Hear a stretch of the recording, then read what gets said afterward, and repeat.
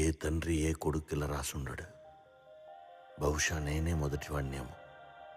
నువ్వు నన్ను చంపమని ఫోన్లో చెప్పడం నేను విన్నానురా.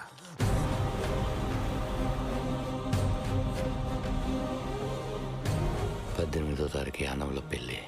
అదే రోజు మా నాన్న చావాలి. నువ్వు ఎలాగైనా గుద్దు, మా నాన్న మాత్రం బతకూడదు.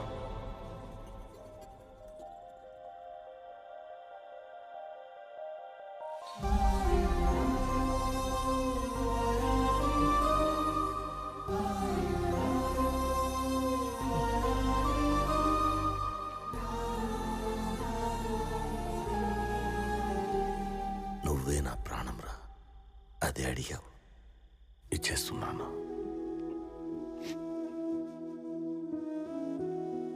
నేను పోయాక నా ఆస్తి మొత్తం నీదేరా. ఏమన్నా చేసుకో. ఒకవేళ నా ఉద్యోగం కూడా నీకే వస్తే లంచం మాత్రం తీసుకోకరా. రామం కొడుకు లంచకుండి అవ్వకూడదు. ఎందుకంటే రామమన్నా రాఘవన్న ఒక్కడే. అమ్మనైనా బాగా చూసుకో. ఎప్పటికీ ఈ విషయం మీ అమ్మకు తెలియనివ్వకు. ఇదే నా చివరి కోరిక.